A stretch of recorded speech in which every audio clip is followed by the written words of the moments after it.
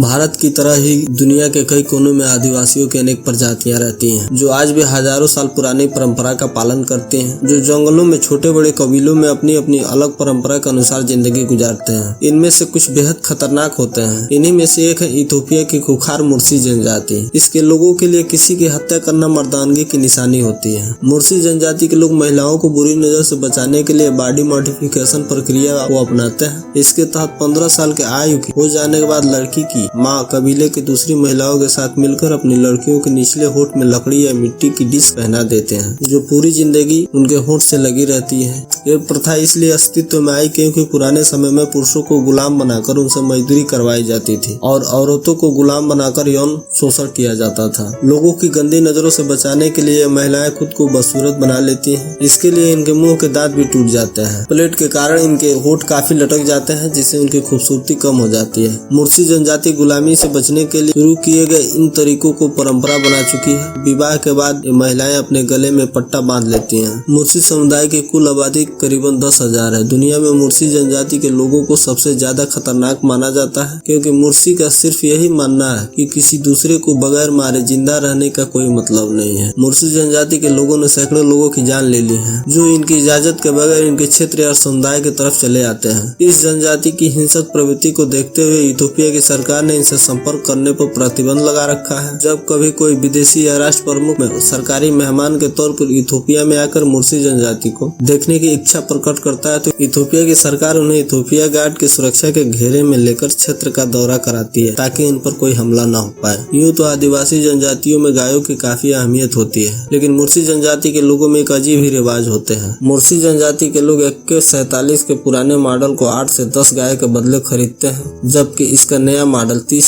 से 40 गाय देकर खरीदते हैं। इन हथियारों की सप्लाई उन्हें पड़ोसी देश सूडान और सोमालिया से की जाती है। मुर्सी जनजाति के पुरुष और महिलाएं हमेशा अपने साथ AK-47 या AK-56 और राइफल की गोलियों की बेल्ट लिए रहते हैं। थोड़ा सा भी खतरा महसूस होने पर राइफल से गोलियों की बौछार कर देते हैं। एक गैर मुर्सी की हत्या करने के बाद जश्न भी मनाते हैं और इसमें पूरा मुर्सी समुदाय भी शामिल होता है। यहाँ तक कि जिस मुर्सी के हाथों गैर मुर्सी की हत्या हुई होती है, उसे मुर्सी समुदाय का असली मर्द कहकर उसकी हौसला अफजाई भी की जाती है। इस समाज में किसी गैर मुर्सी का हत्या करना जश्न मनाने के समान होता है। मुर्सी जनजाति लगभग 2000 वर्ग किलोमीटर के कुल क्षेत्र में अपने समुदाय के साथ रहता है और कड़ाई से अपने सीमाओं की रखवाली भी करता है। ये बाहरी लोगों को अपने सीमाओं में आने से निर्मम तरीके से रोकता है। मुर्सी जनजातियों को इथोपिया के क्षेत्र में सबसे धनी जनजातियों में से एक माना जाता है। यहाँ जिसके पास जितनी गायें होती हैं, उसी के आधार पर उनके धनी होने का पैमाना तय होता है। मुर्सी जनजाति में प्रत्येक महत्वपूर्ण सामाजिक कार्य मवेशियों की मदद से ही संपन्न होता है। लड़की से शादी करने के लिए दूल्हे का परिवार दहेज के तौर पर दुल्हन के पिता को आम तौर पर 20 से 40 गाय और एक AK-47 लड़की के पिता को तोहफे में देता है।